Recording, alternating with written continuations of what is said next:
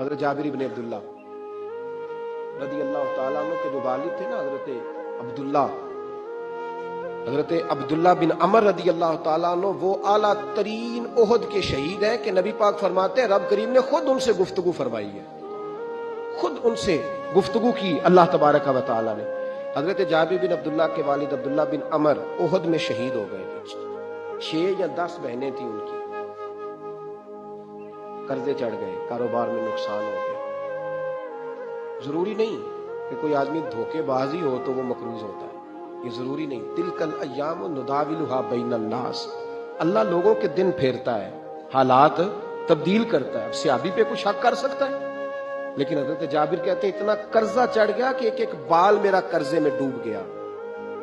قرضے بڑے دینے تھے، مقروض آتے، تنگ کرتے۔ خود نبی کریم علیہ السلام نے فرمایا ہے کہ جو مقروض ہوتا ہے وہ قیدی ہوتا ہے، جب تک قرض دے نہیں لیتا اتنی دیر تک وہ آزاد نہیں ہوتا۔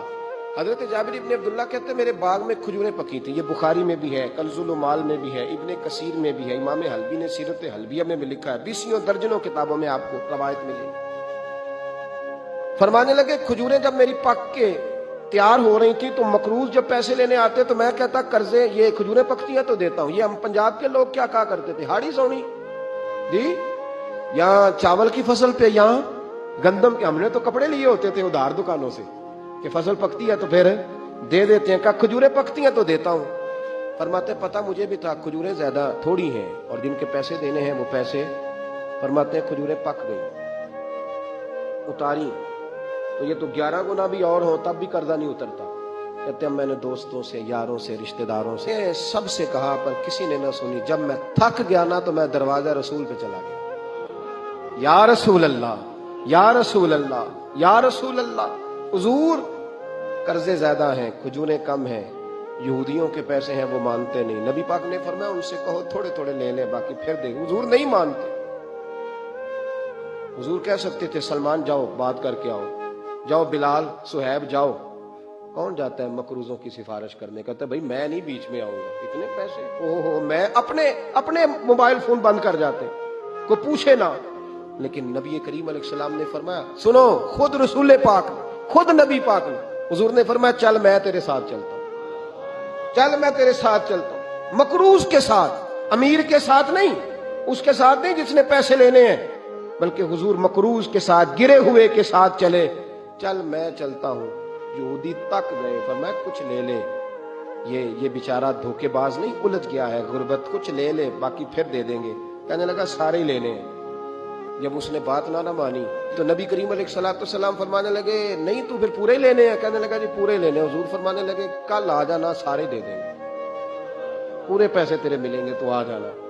حضرت جابر ابن عبداللہ کو حضور نے فرمایا کھجوریں اتار کے نا تو اپنے باغ میں ڈھیر لگا اور میں آیا۔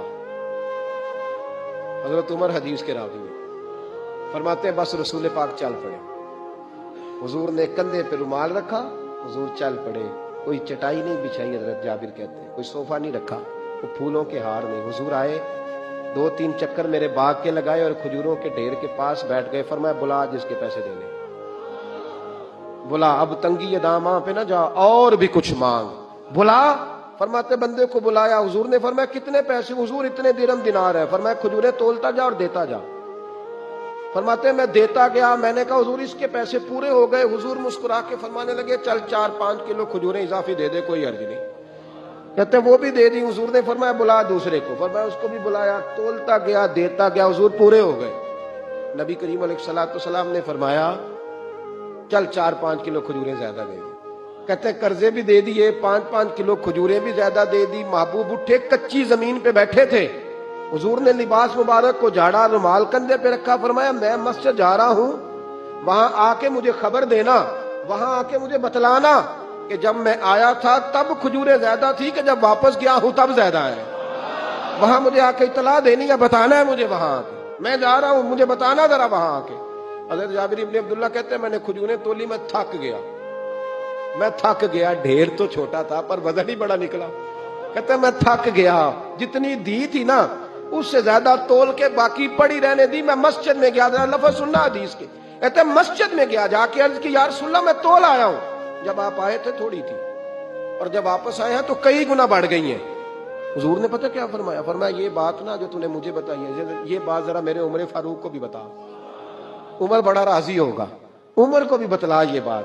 گویا نبی پاک کے معجزات کی، فضائل کی، شمائل کی باتیں جب بتائی جاتی تھی صحابہ کے دل ٹھنڈے ہوتے، عمر کو بھی بتا، عمر راضی ہوں گے۔ جناب جابر ابن عبداللہ رضی اللہ تعالیٰ عنہ فرماتے ہیں میں حضرت عمر کے پاس گیا، میں نے کہا عمر میری یہ رائے تھی کہ جتنی میری کھجوریں ہیں 11 گنا اور بھی اتنی ہوں تو پھر بھی قرضہ نہیں اترتا، لیکن سارے قرضے بھی اترے، 5-5 کلو کھجوریں بھی زیادہ دے دی اور پہلے سے زیادہ کھجوریں پڑی ہیں۔